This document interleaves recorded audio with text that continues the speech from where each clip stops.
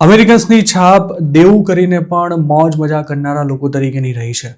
મતલબ કે યુએસની પબ્લિક આવતીકાલે શું થશે તેની કોઈ ખાસ ચિંતા કર્યા વિના આજમાં જીવનારી અને સાથે જેટલું કમાય તેનાથી વધારે ઉડાવી દેનારી છે. જોકે યુએસની ઇકોનોમી હાલ જે સ્થિતિમાંથી પસાર થઈ રહી છે તેનાથી ઓછી અથવા મધ્યમ આવક ધરાવતો અમેરિકાનો મિડલ અથવા લોઅર મિડલ ક્લાસ એટલો ડરેલો છે કે તેણે રિવેન્જ સેવિંગ શરૂ કરી દીધું છે. સૌ પહેલી વાર કોવિડ પેન્ડેમિક વખતે રિવેન્જ સ્પેન્ડિંગ નામનો એક શબ્દ ખાસો ચર્ચામાં આવ્યો હતો. ત્યારે જિંદગીનો કોઈ ભરોસો નથી તેવું માનીને અમેરિકન્સ હરવા ફરવામાં તેમજ મોજ શોખમાં જોરદાર ખર્ચા કરતા હતા. પણ હવે રિવેન્જ સ્પેન્ડિંગને બદલે રિવેન્જ સેવિંગની ચર્ચા થઈ રહી છે. અમેરિકામાં ઇન્ફ્લેશન ખૂબ જ વધી ગયું છે અને આવક તે અનુસાર નથી વધી, જેના કારણે લોકોને ક્રેડિટ કાર્ડના બિલ ભરવામાં પણ ફાંફા પડી રહ્યા છે અને ભવિષ્યમાં શું થશે તે પણ સ્પષ્ટ ન હોવાથી લોકો વધુ ડરેલા છે. એટલું જ નહીં, હવે નવી જોબ્સ ઊભી થવાનું પ્રમાણ પણ ખૂબ જ ઘટી ગયું છે અને જો કોઈની જોબ છૂટી જાય તો બીજી જોબ શોધવું જરા પણ આસાન નથી રહ્યું, જેના કારણે સ્થિતિ વધુ મણસી રહી છે અને તેની સીધી અસર લોકોની ખર્ચ કરવાની તેમજ બચતની પેટર્નમાં જોવા મળી રહી છે.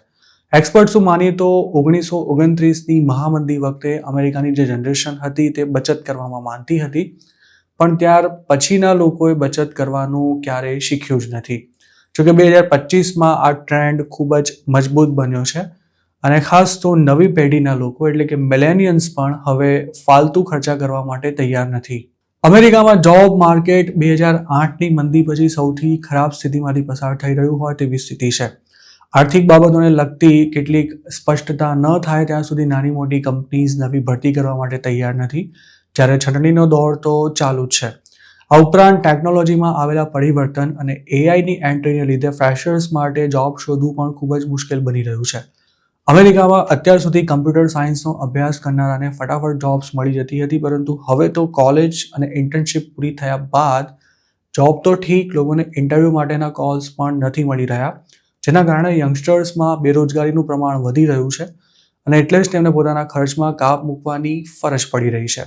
હવે તો સોશિયલ મીડિયા પર નો બાય ચેલેન્જીસ પણ ખાસી વાયરલ થઈ રહી છે અને લોકો જાણી જોઈને બિનજરૂરી વસ્તુઓને ખરીદવાનું ટાળી રહ્યા છે. તાજેતરમાં જ એક એવો રિપોર્ટ પણ આવ્યો હતો કે અમેરિકામાં આલ્કોહોલનું કન્ઝમ્પશન ખૂબ જ ઘટી રહ્યું છે. અમેરિકન્સ હેલ્થ કોન્શિયસ થઈ રહ્યા હોવાથી દારૂ ઓછો પી રહ્યા છે તે વાત સાચી, પણ આર્થિક અનિશ્ચિતતાને કારણે પણ દારૂનું વેચાણ ઘટી રહ્યું હોવાનું એક્સપર્ટ્સનું માનવું છે.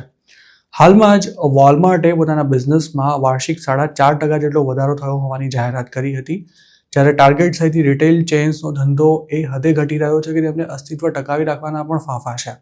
બીજી તરફ વોલમાર્ટના બિઝનેસમાં થયેલો વધારો ગ્રોસરી તેમજ અન્ય જીવન જરૂરી ચીજ વસ્તુના વેચાણમાં થયેલા વધારાને આભારી છે. શક્ય છે કે વોલમાર્ટે આ ટ્રેન્ડ પહેલેથી જ પારખી લીધો હશે અને એટલે જ તેણે ગ્રોસરી સહિતની જરૂરી ચીજ વસ્તુઓ પોતાના કોમ્પિટિટર્સ કરતાં કઈ રીતે સૌથી વધુ ડિસ્કાઉન્ટ પર વેચી શકાય તેની સ્ટ્રેટેજી બધા કરતાં પહેલાં જ બનાવી લીધી હશે અને તેનો જ કંપનીને ફાયદો પણ મળ્યો હશે. જ્યારે વોલમાર્ટની હરીફ ટાર્ગેટે જીવન જરૂરી વસ્તુઓ કરતાં હોમ ડેકોર આઇટમ્સનો વધારે પડતો સ્ટોક કરી લીધો છે, તેમજ તે વોલમાર્ટ જેટલી ડિસ્કાઉન્ટેડ પ્રાઇસ પર ગ્રોસરી વેચી શકે તેમ ન હોવાથી ટાર્ગેટના કસ્ટમર્સ વોલમાર્ટ તરફ ખેંચાઈ રહ્યા છે. તેવી જ રીતે અત્યારે જે આર્થિક સ્થિતિ જોવા મળી રહી છે તેની અસર હાઉસિંગ સેક્ટર પણ જોવાઈ રહી છે અને યુએસના મોટાભાગના શહેરોમાં તેમજ મોસ્ટ પોપ્યુલેટેડ એરિયાઝમાં મકાનોના ભાવ પણ ઘટી રહ્યા છે અને મકાનોની ડિમાન્ડ પણ ઓછી થઈ રહી છે.